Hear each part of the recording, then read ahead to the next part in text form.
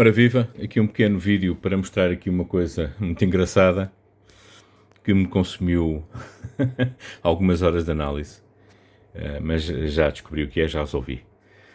Como eu tinha dito no vídeo anterior, portanto eu ia pegar agora no Sony, ia ligá-lo, ia injetar um sinal sinusoidal e ia ver com a câmara térmica como é que estavam os transistores, principalmente aqui desta placa, que é da placa de amplificação, que levou silicone novo. E estes transistores que aqui estão, este e aquele, estavam a atingir temperaturas muito altas. Portanto, eu também estava a acertar o bias. O bias neste amplificador é 50 mV. Está ali quase que não mexe, o que é um excelente sinal. Quando um bias é regulado e fica assim estável, não pula para cima e para baixo, está ali quase parado, é um excelente sinal, quer obviamente a construção da arquitetura disto, quer obviamente dos componentes e da estabilidade do sistema, ok? Portanto, neste momento nós estamos a analisar o bias do canal direito, que foi o canal que queimou, está ali impecável. Eu já acertei também o bias do lado esquerdo para 50 mV.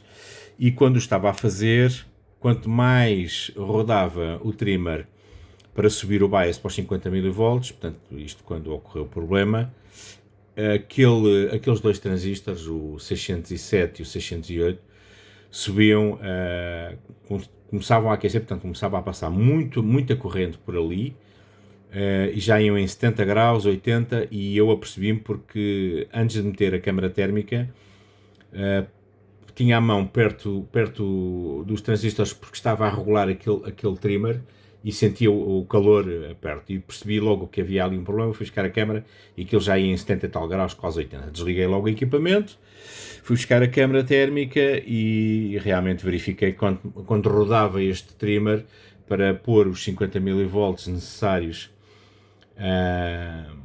no bias, portanto, para pôr os transistores em condução mínima, digamos assim, aquilo, quanto mais rodava, mais os transistores aqueciam. Se eu baixava para o mínimo, eles ficavam à volta dos 50 graus, que também é uma temperatura, obviamente, perfeitamente suportável, mas não era normal, até porque o canal esquerdo estava absolutamente impecável, com, portanto, a câmara dar uma informação entre os 35 e os 40 graus de funcionamento destes três transistores que aqui estão, que executam têm a função de drivers e de amplificação de voltagem e também do bias, portanto, da corrente que nós estamos a dar ao amplificador em descanso. Eu já expliquei o conceito, portanto, é um conceito que tem a ver com os amplificadores de classe AB, em que eles estão sempre ligados, os transistores estão sempre ligados, um bocadinho, portanto, e esta regulação serve precisamente para isto, não só para a saúde do aparelho, como para baixar a distorção e tudo mais. Agora, pegando aqui numa ginástica, a ver se eu consigo mostrar isto, eles estão com 40 e tal graus, portanto, o amplificador já está ligado há meia hora para aí, portanto, vê se estes três pontos que aqui estão são os três transistores, com uma temperatura de 40 e picos graus, que é o que nós vemos rigorosamente do outro lado, ok? Exatamente o mesmo transistor, o mais quente, estamos aqui entre os 39 e 40, portanto isto está perfeitamente agora resolvido. E agora vocês perguntam, e o que era? Bom, eu quando montei os transistores de potência, estão aqui, no canal direito fiz uma coisa que não fiz no canal esquerdo, ok? E levei algum tempo a perceber-me disso, quando comecei a fazer verificações das ligações dos fios que vêm desta placa, que isto é tudo soldado. Eu já tinha verificado os fios, mas voltei a verificar novamente, porque havia qualquer coisa que não me estava a soar bem, e estes transistores na cápsula de lado de fora, portanto no metal, é o coletor, chama-se coletor do transistor, ok? E quando eu fui fazer o teste de continuidade, eu não tinha continuidade destes coletores para a placa, o que achei a coisa estranhíssima. Fui ao outro lado e tinha. E o que é que foi? Eu deste lado instalei estes separadores, ok? Não sei porque diabo me lembrei de fazer isto. Isto normalmente faz-se para isolar o parafuso e o coletor do transistor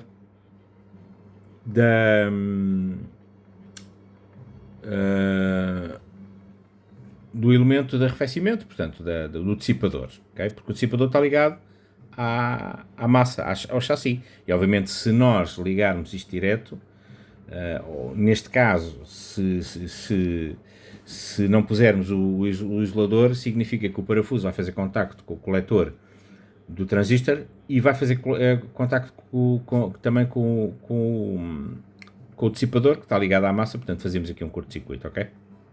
Porque os coletores normalmente têm extensões de entrada, têm os rails de entrada das tensões, portanto, altas do que o amplificador dá, que é para dar a potência, não é? Então, fui ao outro lado e vi que não tinha colocado os separadores, não tinha posto lá os separadores, e percebi logo o que é que tinha acontecido. Eu estava a isolar o coletor, os coletores não estavam a receber sequer qualquer tensão. E o que é que me enganou nisto tudo? Enganou-me que eu media o coletor de baixo e tinha lá menos de 39 volts. Okay? E esses 39 volts estavam a passar para lá, por dentro do transistor. Okay? Ele estava a conduzir e estava a aparecer menos de 39 volts no coletor. Okay? Pronto. Estava a funcionar mal. Tirei os separadores, montei os parafusos diretos, verifiquei, obviamente, se havia passagem disto, passagem dos parafusos e do coletor para o chassi, não havia. Portanto, este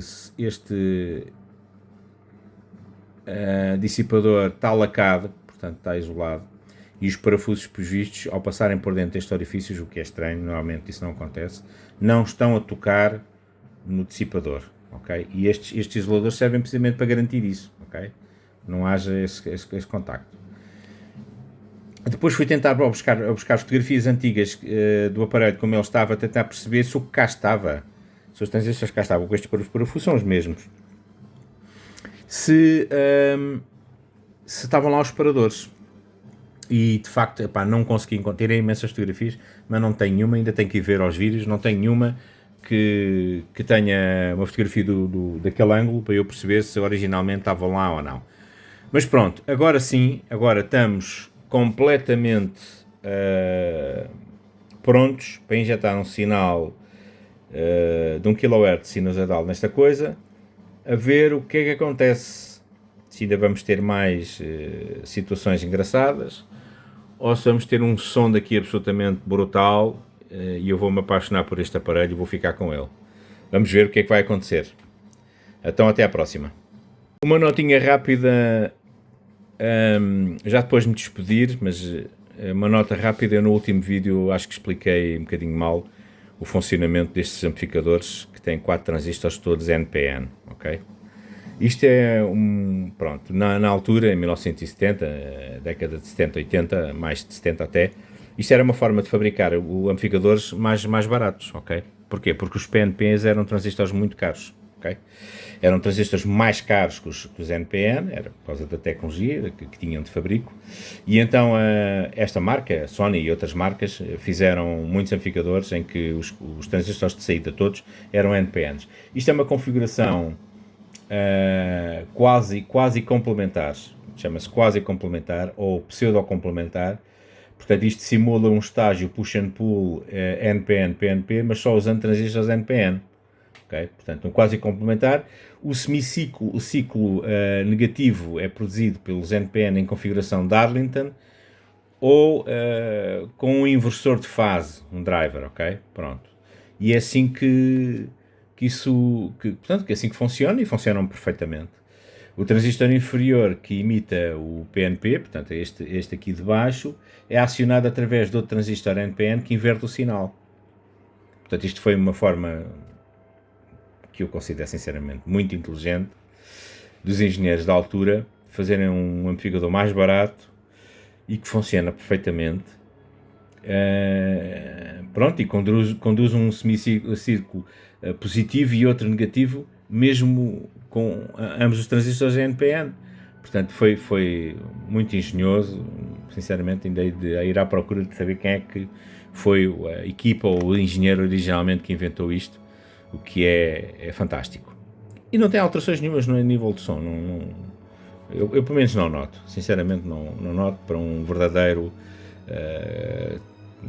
não é verdadeiro, portanto um amplificador que tenha transistores PNP e NPN, em que um transistor trata de um ciclo, do semiciclo positivo e o outro transistor, que é o PNP, trata do semiciclo, portanto negativo, digamos assim. Eu não vejo qualquer tipo de diferença. Fica aqui a nota e uma explicação um bocadinho mais detalhada sobre isso. Até à próxima.